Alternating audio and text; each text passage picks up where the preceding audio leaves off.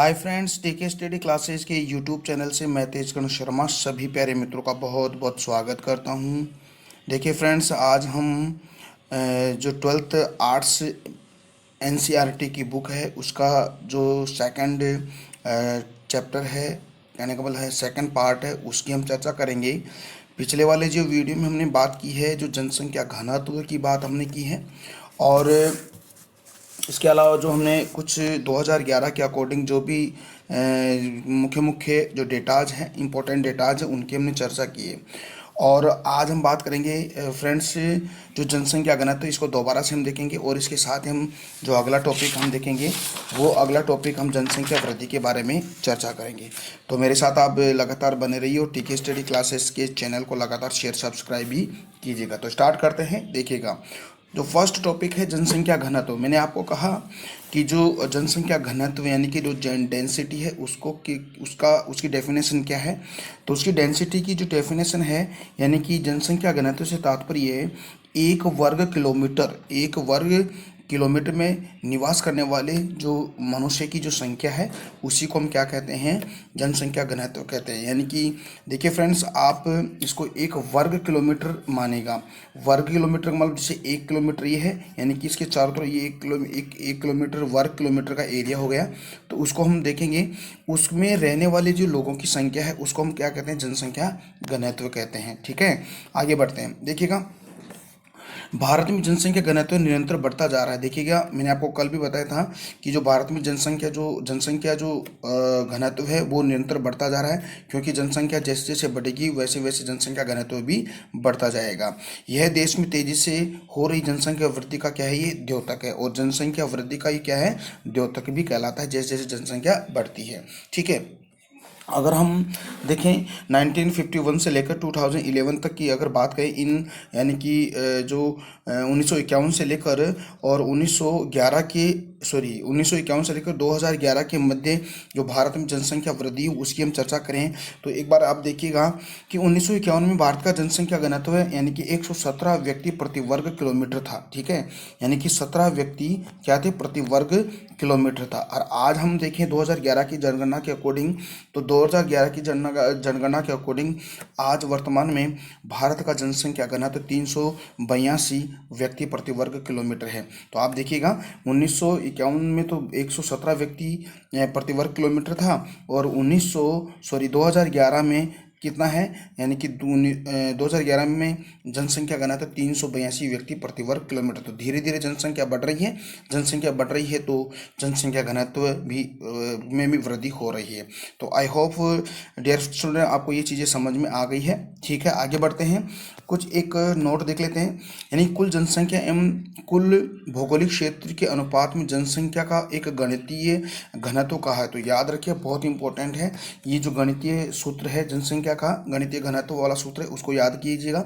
अगर आप गणितीय जनसंख्या घनत्व निकालते हो तो जो प्रदेश की कुल जनसंख्या के अंदर हम प्रदेश का कुल क्षेत्रफल का हम उसको डिवाइड कर देंगे, इसको भाग दे देंगे, तो हमारे पास गणितीय जनसंख्या घनत्व आ जाएगा। तो इस सूत्र को आप याद रखिएगा, ये फॉर्मूला बहुत इंपॉर्टेंट है एग्जाम के अंदर, ये सूत्र यानी कि ये फॉर्मूला आता है, तो इसको याद रखिएगा। ठीक है, अब थोड़ा सा हम देख लेते हैं 1901 से लेकर हम कहेंगे 2011 की जनगणना के अकॉर्डिंग भारत की जनसंख्या घनत्व कितना रहा है, और मोस्ट एंड इम्पोर्टेंट डेटा ही इसके अंदर देखेंगे। तो देखिएगा, 1901 में भारत का जनसंख्या घनत्व कितना था, देखिए बहुत इंपॉर्टेंट है।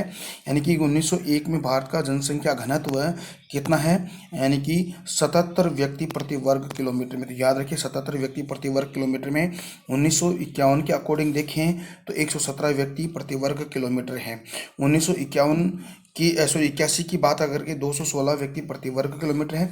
2001 में 325 व्यक्ति प्रति वर्ग किलोमीटर, यानी कि हमारे भारत का 2001 में जनसंख्या घनत्व 300 व्यक्ति प्रति वर्ग किलोमीटर था। ठीक है, आज वर्तमान में 2011 के अकॉर्डिंग अगर हम देखें तो 382 व्यक्ति प्रति वर्ग किलोमीटर में निवास करते हैं। तो देखिएगा, जैसे जैसे जनसंख्या बढ़ रही है वैसे वैसे जनसंख्या घनत्व भी बढ़ता जाता है। ठीक है, अगर हम देखें कि क्वेश्चन बनेगा, देखिएगा क्वेश्चन बनेगा कि 2011 की जनगणना के अनुसार भारत का जनसंख्या घनत्व कितना है। तो आपको बताना है मेरे प्यारे विद्यार्थियों 382 व्यक्ति प्रति वर्ग किलोमीटर में। अब थोड़ा सा हम इसको देख लेते हैं कि जो जनसंख्या घनत्व हमारे स्टेट और केंद्र शासित प्रदेशों की हम चर्चा करें तो एक तरफ आपका स्टेट है यानी कि राज्य का डेटा है और एक आपका यूटी यानी कि यूनियन टेरिटरीज का यानी संघीय शासित प्रदेशों का डेटा है। ठीक है, तो देखिएगा यानी कि राज्य की अगर बात करें तो 2011 के अकॉर्डिंग भारत में सर्वाधिक जनसंख्या घनत्व वाला जो राज्य है वो आपका बिहार है, यानी कि इसकी जनसंख्या घनत्व 1106 व्यक्ति प्रति वर्ग किलोमीटर में है। ठीक है, सेकंड नंबर पे आता है आपका वेस्ट बंगाल 1028। ठीक है, केरल के अंदर थर्ड नंबर आता है 860 व्यक्ति प्रति वर्ग किलोमीटर में है और उत्तर प्रदेश में है 829 व्यक्ति प्रति वर्ग किलोमीटर में। तो सर्वाधिक बिहार में 1106।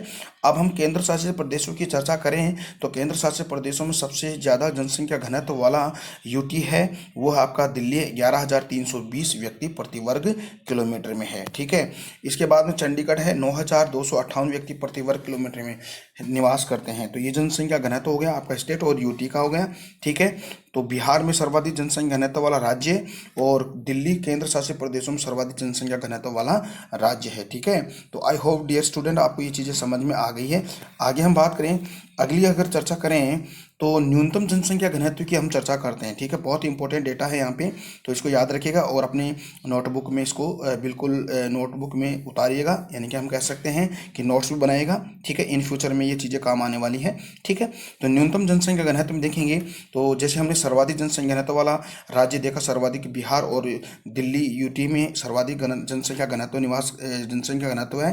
तो अब हम राज्य में न्यूनतम यानी कि सबसे कम जनसंख्या घनत्व वाला राज्य अगर देखें तो डियर स्टूडेंट अरुणाचल प्रदेश है, इसका 17 व्यक्ति प्रति वर्ग किलोमीटर में। सेकंड नंबर मिजोरम में 52 व्यक्ति प्रति वर्ग किलोमीटर।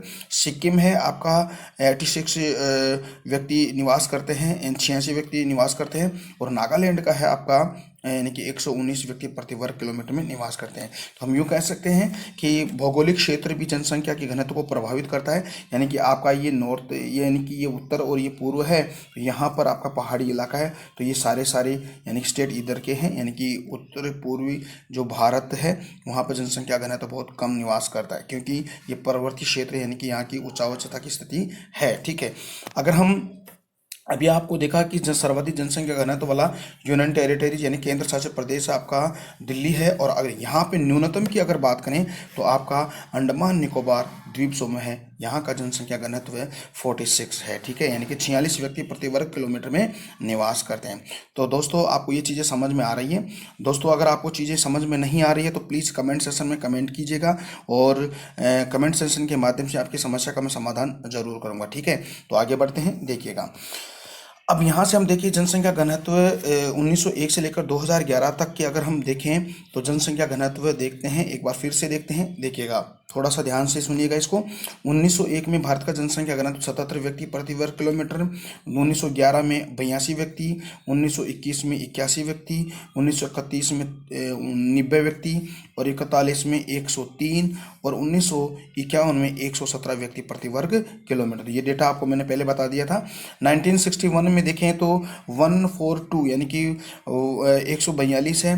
1971 में देखें 177 है और 1981 की अगर बात करें तो 216 व्यक्ति प्रति वर्ग किलोमीटर में निवास करते हैं और 1991 में देखें तो 267 व्यक्ति प्रति वर्ग किलोमीटर में और 2001 में देखें तो 325 यानी कि 325 व्यक्ति प्रति वर्ग किलोमीटर में। और आज वर्तमान में 2011 की जनगणना के देखें अकॉर्डिंग तो 382 व्यक्ति प्रति वर्ग किलोमीटर निवास करते हैं। तो डेटा आपको याद क्या करना है, आपको डेटा याद करना है स्टूडेंट। आपको एक तो ये डेटा याद करना है 1951 वाला और एक 1991, 2001 और 2011, इन डेटा को आपको याद करना है और एग्जाम के पॉइंट ऑफ व्यू से ही ये डेटा बहुत काफ़ी बिल्कुल सही रहेगा, आपके लिए लाभकर रहेगा। ठीक है, देखते हैं आगे। अब देखिएगा यहाँ से हम देखें राज्यों एवं केंद्र शासित प्रदेशों का जनसंख्या घनत्व 2001 से लेकर 2011 की बात करें तो देखिएगा 2001 में भारत का जनसंख्या घनत्व 325 व्यक्ति प्रति वर्ग किलोमीटर में निवास करता था और 2011 में देखें तो 382 व्यक्ति प्रति वर्ग किलोमीटर में। तो हम दोनों को यानी कि 2011 और 2011 और 2001 और 2011 का डेटा हम देख लेते हैं। तो फ्रेंड्स आपको इसको आप स्क्रीनशॉट लेके आप अपनी नोटबुक में उतारिएगा, ठीक है। तो इसको आगे बढ़ते हैं, एक बार आप इसका स्क्रीनशॉट लीजिएगा और अपनी नोटबुक में उतारिएगा, ठीक है। ओके, बढ़ते हैं आगे, ठीक है। देखते हैं, अब देखिएगा, यहाँ से हम केंद्र शासित प्रदेशों की बात कर लेते हैं। वही है, इधर तो मैंने आपकी राज्यों की बात अभी की है, इधर हम यूनियन टेरिटरीज केंद्र शासित प्रदेशों की बात करेंगे। 2001 में कितना जनसंख्या घनत्व है, 2011 में कितना जनसंख्या घनत्व, इसको हम देख लेते हैं। देखिएगा, अंडमान निकोबार द्वीप समूह में 2001 में 43 व्यक्ति प्रति वर्ग किलोमीटर निवास करते थे और 2011 में 46 व्यक्ति प्रति वर्ग किलोमीटर, यानी कि 3 व्यक्तियों की वृद्धि हुई है, ठीक है। ऐसे आप देख लीजिएगा। चंडीगढ़ देखिए तो 7,900 व्यक्ति प्रति वर्ग किलोमीटर निवास करते हैं 2001 में, और 2011 में देखें तो 9,258 व्यक्ति प्रति वर्ग किलोमीटर में निवास करते हैं। अब हम देखते हैं दिल्ली की बात करेंगे तो दिल्ली एक केंद्र शासित प्रदेश हम कह सकते हैं कि एक राज्य और केंद्र शासित प्रदेश यानी कि अर्ध राज्य का इसको दर्जा दे रखा है। तो दिल्ली में देखें तो 2001 में इसका जनसंख्या घनत्व था 9,340 व्यक्ति और 2011 में 11,320 व्यक्ति प्रति वर्ग किलोमीटर। दमन और दीव की देखें तो 1443 और 2011 में देखें तो 2191। देखिए दोस्तों, अभी हाल ही में दमन द्वीप और दादर नागर हवेली को मर्ज करके एक ही यूनियन टेरिटरी बना दिया। अब आप वर्तमान में देखें तो 8 यूनियन टेरिटरीज है, ठीक है। तो इसको कंफ्यूज में नहीं होना है, ठीक है। तो दादर नागर हवेली, ये हम बात करें 2001 और 2011, इसलिए ये सफिशेंट है क्योंकि इसको याद करना बहुत इंपॉर्टेंट है, ठीक है। अभी 2021 में तो दोनों को मर्ज करके किया है, लेकिन अगर पुराना डेटा आपसे पूछ ले तो पुराना डेटा इसके अकॉर्डिंग है, ठीक है। तो दमन दीव का 1413 और 2001 में और 2011 में 2191 है, ठीक है। दादर नागर हवेली की देखें तो 449 व्यक्ति 2001 में निवास कर रहे हैं और 2011 में देखें तो 700 व्यक्ति प्रति वर्ग किलोमीटर निवास कर रहे हैं। अब देखिए पुदुचेरी है, 2030 व्यक्ति प्रति वर्ग किलोमीटर में निवास करते हैं 2001 में, ठीक है। और 2011 में 2547 व्यक्ति प्रति वर्ग किलोमीटर में निवास करते हैं। लक्षद्वीप की अगर बात करें जो अरब सागर यानी कि अरब सागर में है, तो उसका देखें तो 1895 व्यक्ति प्रति वर्ग किलोमीटर में 2001 में निवास करते थे। आज वर्तमान में देखें तो 2011 में 2149 व्यक्ति प्रति वर्ग किलोमीटर में निवास करते हैं। तो दोस्तों ये आपको बिल्कुल ये सारणी आपको बनानी है। सॉरी दोस्तों, सॉरी ये क्या हो गया, सॉरी।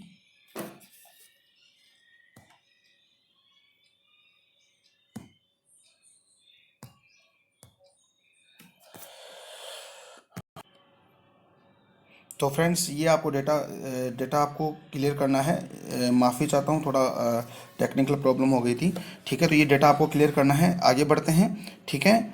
देखिएगा, आगे बढ़ते हैं तो देखिएगा, जनसंख्या घनत्व के आधार पर भारत में के 3 प्रदेशों में विभाजित किया गया है।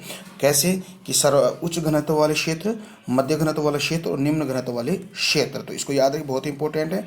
देखिएगा, उच्च घनत्व वाले क्षेत्रों की अगर बात करें तो उच्च घनत्व वाले क्षेत्रों में इस क्षेत्र में भारत में वे राज्य शामिल किए जाते हैं जिनकी जनसंख्या घनत्व 500 से अधिक है, यानी कि 500 से अधिक व्यक्ति प्रति वर्ग किलोमीटर में निवास करते हैं। तो उस क्षेत्र में आता है उच्च घनत्व वाले क्षेत्र, जिसमें आपका बिहार आता है, पश्चिम बंगाल आता है, उत्तर प्रदेश और हरियाणा आता है, ठीक है। यह क्षेत्र कृषि प्रधान ग्रामीण बहुल क्षेत्र है, क्योंकि यहाँ पर कृषि प्रधान ये राज्य है, क्योंकि यहाँ पर बहुत ज़्यादा जलोढ़ मृदा पाई जाती है। तो यहाँ पर जनसंख्या घनत्व बहुत ज़्यादा पाया जाता है, क्योंकि लोगों को रोजगार यहाँ से मिलता है, यानी कि कृषि प्रधान देश होने के नाते यहाँ पर लोग कृषि बहुत ज़्यादा करते हैं, इसलिए यहाँ जनसंख्या भी निवास ज़्यादा करती है। क्योंकि यहाँ उर्वर यानी कि उपजाऊ ज़मीन है, मैदानी भाग है, कांप मिट्टी पाई जाती है, सिंचाई के लिए बहुत पर्याप्त संसाधन और पेयजल की मात्रा उपलब्ध है, यानी पेयजल की उपलब्धता पाई जाती है।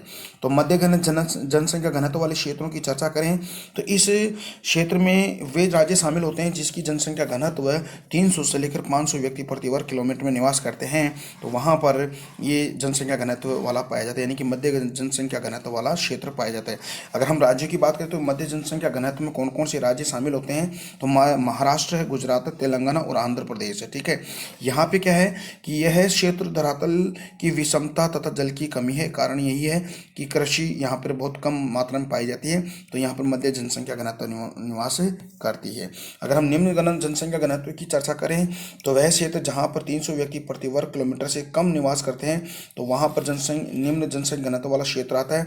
यहाँ में हम देखें तो यहाँ पर पश्चिमी राजस्थान, उत्तरी पूर्वी हिमालय क्षेत्र और मध्य प्रदेश और छत्तीसगढ़ यहाँ इस क्षेत्र यानी इस निम्न जनसंख्या घनत्व क्षेत्र में श्रेणी में आता है। ठीक है, देखते हैं आगे। अब देखिए दोस्तों, ये तो हमने वैसे पहले वाले वीडियो में हमने फर्स्ट जो वीडियो था उसमें हमने ये चीज़ें इसके बारे में हम चर्चा कर लिए, लेकिन मेरे पास और बहुत बेहतरीन डेटा है, इसलिए मैंने आपको दोबारा से इसको पढ़ा रखा है, तो आप वहाँ पे भी इस नोटबुक में उतारिएगा। ठीक है, अब हम बात करते हैं, बहुत इंपॉर्टेंट टॉपिक आता है हमारा जनसंख्या वृद्धि। देखिएगा, देखिए सर, जनसंख्या वृद्धि क्या होती है। ठीक है, यानी कि एक निश्चित समय और एक निश्चित क्षेत्र में जनसंख्या में होने वाले परिवर्तन को हम जनसंख्या वृद्धि कह सकते हैं। देखिएगा, जनसंख्या वृद्धि यानी कि जनसंख्या में ऋणात्मक वृद्धि भी हो सकती है और धनात्मक वृद्धि भी हो सकती है, उसको हम आगे चर्चा करेंगे। ठीक है, तो जनसंख्या वृद्धि क्या होती है कि एक निश्चित समय और एक निश्चित स्थान पर जनसंख्या में होने वाले जो परिवर्तन होता है जनसंख्या में, उसको हम जनसंख्या जनसंख्या वृद्धि कहते हैं। तो आगे बढ़ते हैं। देखिएगा, हमने पहले भी पढ़ लिया है कि भारत में सन 1872 में पहली बार जनगणना की गई थी, किंतु जनसंख्या की क्रमवार जो जनगणना है यानी प्रत्येक 10 साल में जो जनसंख्या जनगणना हो रही है वो 1881 से प्रति 10 वर्ष के अंतराल में की जा रही है। तो याद रखिएगा, मैंने कहा कि लॉर्ड मेयो के काल में 1872 में, ठीक है, और 1881 में लॉर्ड रिपन के काल में प्रति 10 वर्ष के अंतराल में जनसंख्या गणना यानी कि जनगणना हो रही है। आज वर्तमान तक भी हो रही है। ठीक है, देखिएगा, 1901 में भारत की जनसंख्या 23.8 करोड़ थी, जो 110 वर्षों में 5 गुना बढ़कर 2001 में 102.87 करोड़ हो गई। यानी कि ये डेटा है आपके कहाँ का, यानी 1901 का डेटा वृद्धि की बात अगर 23.8 करोड़ व्यक्ति और 110 वर्षों के पश्चात देखें तो 2001 में 102.87 करोड़ और 2011 में देखें तो 121.05 करोड़ जनसंख्या वृद्धि। तो लगातार जनसंख्या वृद्धि हो रही है। ठीक है, तो देखिएगा, वो 2001 से लेकर 2011 के दशक में देश में 18.19 करोड़ की क्या हुई है, जनसंख्या में वृद्धि हुई है। ठीक है, तो याद रखिएगा, अगर 2001 की जनगणना के अकॉर्डिंग जनसंख्या को देखें और 2011 की देखें, दोनों दशकों के मध्य की अगर वृद्धि देखें तो 18.19 करोड़ की जनसंख्या वृद्धि। तो ये याद रखिए, बहुत इंपॉर्टेंट डेटा है। ठीक है, देखिएगा, अब 2011 के अकॉर्डिंग अगर देखें तो 2011 में जो जनसंख्या वृद्धि देखें तो वो देखते हैं, तो सर्वाधिक जनसंख्या वृद्धि वाला राज्य कौन सा और न्यूनतम जनसंख्या वृद्धि वाला राज्य कौन सा है। तो सबसे पहले अगर देखें तो सबसे पहले देखिए कि 2011 में जो जनसंख्या वृद्धि है 17.70% की वृद्धि हुई है, जिसमें पुरुषों की वृद्धि हुई है 17.1% और महिला 18.3%। यानी कहने का मतलब है महिलाओं की जनसंख्या में थोड़ी वृद्धि हुई है। तो पुरुषों की जनसंख्या वृद्धि 17.1% और महिलाओं की 18.3% हुई है। सर्वाधिक देखें और न्यूनतम देखें तो सर्वाधिक जनसंख्या वृद्धि हुई है आपके मेघालय के अंदर, बहुत इंपॉर्टेंट है, 27.90% हुई है। फिर दूसरा वृद्धि हुई अरुणाचल प्रदेश में, तीसरा बिहार में और चौथा आपका जम्मू एंड कश्मीर में हुआ है। तो ये डेटा बहुत इंपॉर्टेंट है। सर्वाधिक जनसंख्या वृद्धि मेघालय में 27.90% हुई है। अगर हम न्यूनतम की देखें तो नागालैंड में बहुत कम जनसंख्या वृद्धि हुई है, यानी कि ऋणात्मक वृद्धि हुई है, -0.6% की वृद्धि हुई है। और सेकंड नंबर पे केरला का था, थर्ड नंबर पे आपका गोवा का और फोर्थ नंबर आपका आंध्र प्रदेश का नंबर आता है। तो ये न्यूनतम में देखें तो 4 राज्य नागालैंड, केरला, गोवा, आंध्र प्रदेश। सर्वाधिक देखें तो मेघालय, अरुणाचल प्रदेश, बिहार और जम्मू एंड कश्मीर। तो फोकस आपको करना है 2 ही डेटा, न्यूनतम और सर्वाधिक। सर्वाधिक मेघालय 27.90% और न्यूनतम नागालैंड -0.6% की वृद्धि हुई है। तो आई होप डियर स्टूडेंट ये चीज़ें आपको समझ में आ रही है। बिल्कुल जैसे मैं आपका नोट्स के अकॉर्डिंग में पढ़ा रहा हूँ, तो आप भी इसके ऐसे कैसे नोट्स बनाइएगा। ठीक है, देखते हैं आगे।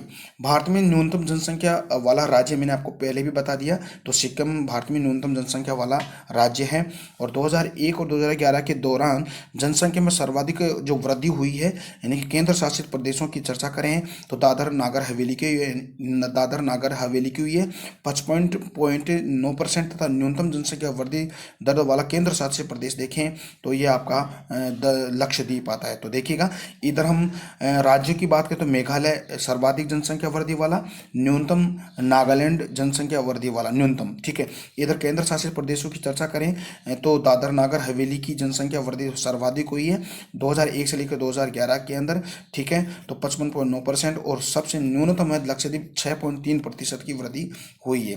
देखिएगा देश में जिलों की संख्या देखिएगा 640 है। देखिए दोस्तों ये 2011 के अकॉर्डिंग अगर हम देखें तो भारत में कितने डिस्ट्रिक्ट हैं, यानी कि 640 डिस्ट्रिक्ट हैं, और सर्वाधिक 75 जिले कहाँ पे, उत्तर प्रदेश में। सर्वाधिक जनसंख्या वृद्धि भी उत्तर प्रदेश में, सर्वाधिक जनसंख्या वाला राज्य भी आपका उत्तर प्रदेश है, और वहाँ पर जिलों की संख्या भी बहुत ज़्यादा है, ठीक है, यानी कि 75 है। वैसे टोटल देखें तो 640 डिस्ट्रिक्ट आपके पूरे भारत में है, ठीक है।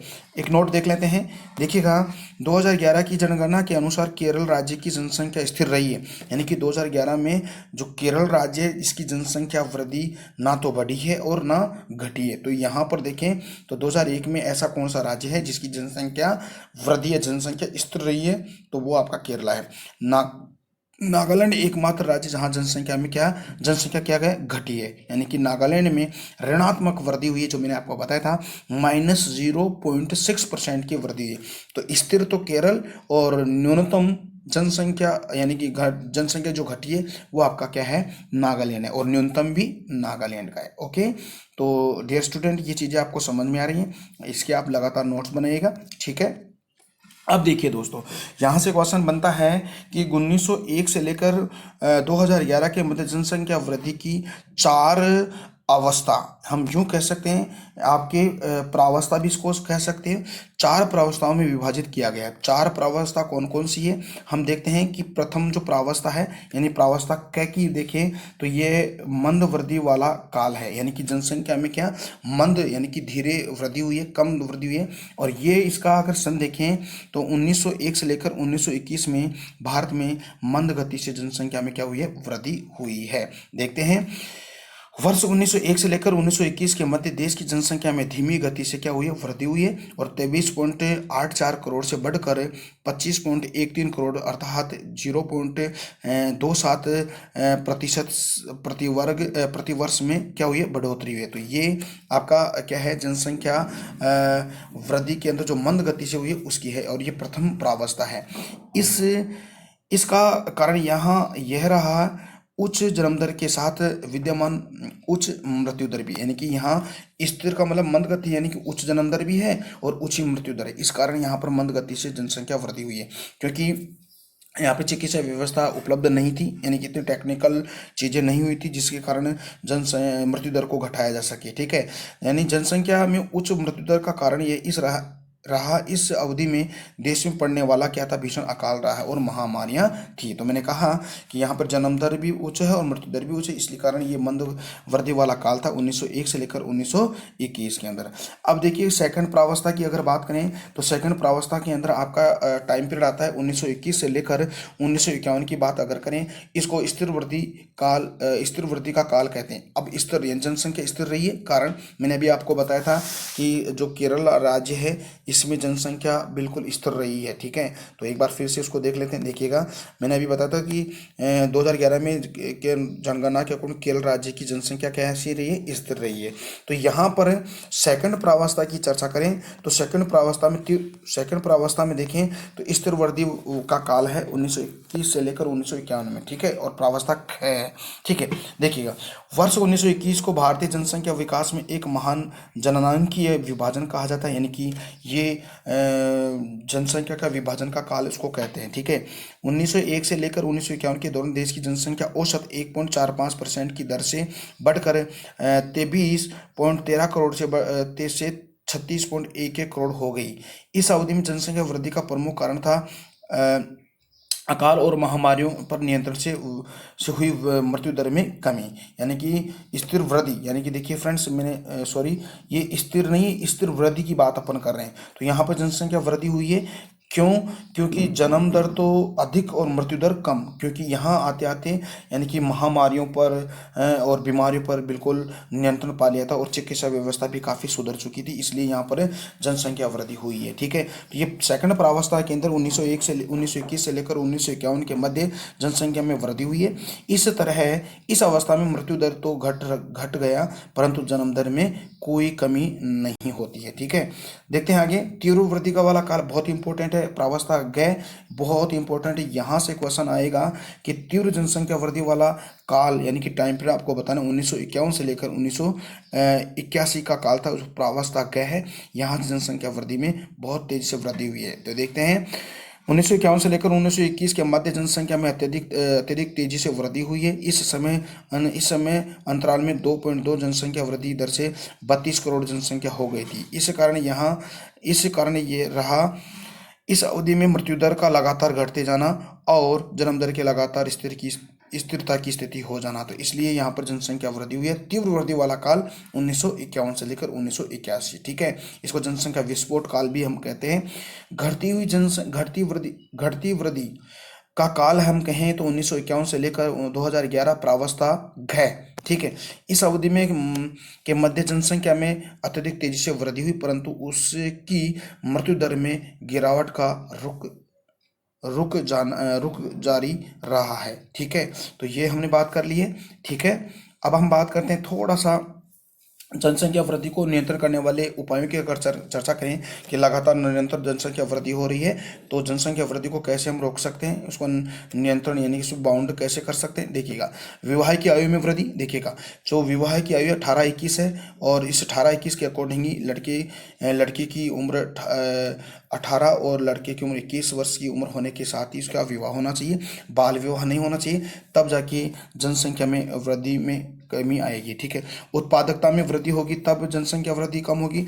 परिवार कल्याण कार्यक्रमों का विस्तार के सरकार के द्वारा जो भी नियम कानून बनाए जाते हैं, जो भी योजनाएं बनाई जाती है, परिवार कल्याण के कार्यक्रम उनके अकॉर्डिंग अगर नियम बनते हैं उसका फॉलो करें तो ये जनसंख्या वृद्धि कम हो सकती है। और शिक्षा बहुत इंपॉर्टेंट है, एजुकेशन से भी जनसंख्या में हम नियंत्रण कर सकते हैं। तो फ्रेंड्स, ये आपको जनसंख्या वृद्धि और जनसंख्या घनत्व का टॉपिक हो गया है। इससे फर्स्ट चैप्टर का ये सेकंड वीडियो है, थर्ड वीडियो में इस पूरे चैप्टर को कवर कर लेंगे। तो आई होप डियर फ्रेंड्स ये चीज़ें आपको समझ में है। अगर आपको चीज़ें समझ में नहीं आ रही तो प्लीज़ आप कमेंट सेक्शन में कमेंट कीजिएगा और कमेंट के सेशन के माध्यम से आपकी समस्या का मैं समाधान जरूर करूंगा। तो हम बात करते हैं आगे की। तो बात क्या करना है, यानी कि अपना जो टीके स्टडी क्लासेस चैनल है, इसके लिंक को अपने फ्रेंड सर्किल और जो कोई लाइब्रेरी ग्रुप हो चाहे एजुकेशन वहाँ पर शेयर कीजिएगा और लगातार इसके सब्सक्राइब भी बढ़ाएगा। तो हम कल मिलते हैं एक नए टॉपिक के साथ, तब तक के लिए मेरे को इजाज़त दीजिएगा। नमस्कार, जय हिंद, जय Bharat, bye bye, take care.